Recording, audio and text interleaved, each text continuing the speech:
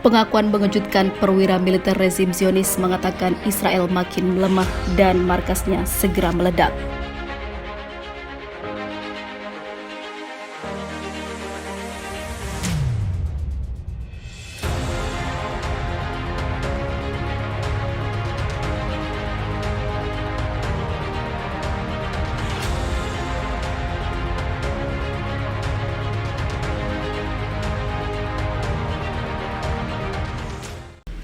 Salah satu perwira militer pasukan cadangan rezim Zionis mengakui bahwa Israel di arena nyata berada dalam kondisi yang akan meledak dan sedang dalam kesulitan. Dikutip stasiun televisi Al-Mayadin pada Sabtu kemarin, perwira militer pasukan cadangan Zionis itu menuturkan Israel berhadapan dengan kondisi yang mengkhawatirkan dan kondisi semacam ini tidak pernah terjadi sejak 15 tahun terakhir. Ia menambahkan, kami menyaksikan milisi-milisi bersenjata yang ingin melancarkan berbagai operasi penembakan. Sebelumnya, media Zionis mengabarkan, selepas operasi warga Palestina di tepi barat, peringatan di lapangan masih diberlakukan, sehingga memaksa dinas militer dan keamanan Israel menaikkan level kesiapannya. Kanal 12 televisi Israel mengutip salah satu sumber militer rezim itu mengabarkan, Israel dalam beberapa hari ke depan akan menjalani ujian besar.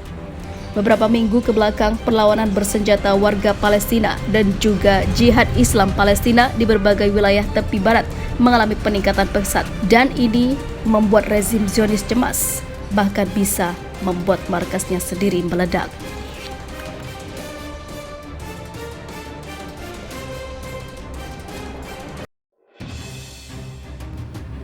Kehancuran Israel tinggal menunggu waktu, simak ceramah ini.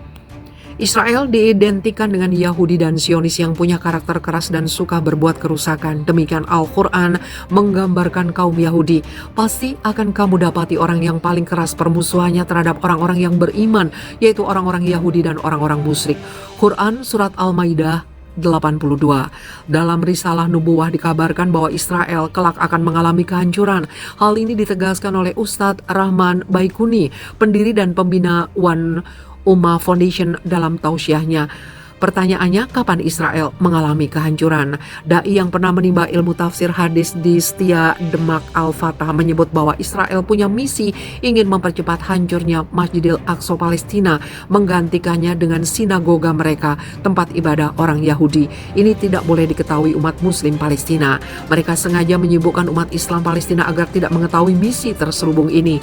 Yahudi sengaja meneror dan mengganggu kaum muslimin yang beribadah di Masjid Al-Aqsa agar perhatian mereka teralihkan dengan pembangunan terowongan di bawah Masjid Al-Aqsa.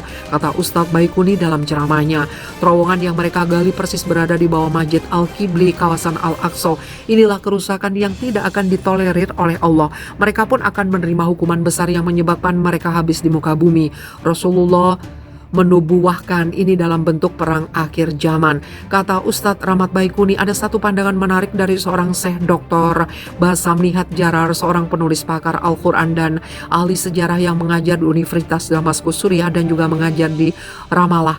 Lahir 1948, beliau menyebutkan pandangan bahwa Israel ini akan hancur pada tahun 2022. Asumsi yang dibangunnya didasarkan dari beberapa hal ilmiah. Israel akan hancur tahun 2022, benarkah?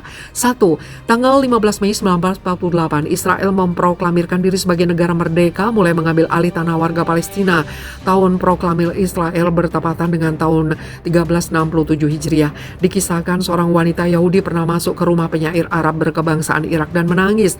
Ternyata wanita Yahudi menangisi karena dalam Taurat versi mereka disebutkan kemerdekaan mereka hanya 76 tahun saja. Jika angka itu dihitung 1367 Hijriah plus 76 sama dengan 1443 Hijriah. Angka ini 1443 Hijriah bertepatan dengan tahun 2022.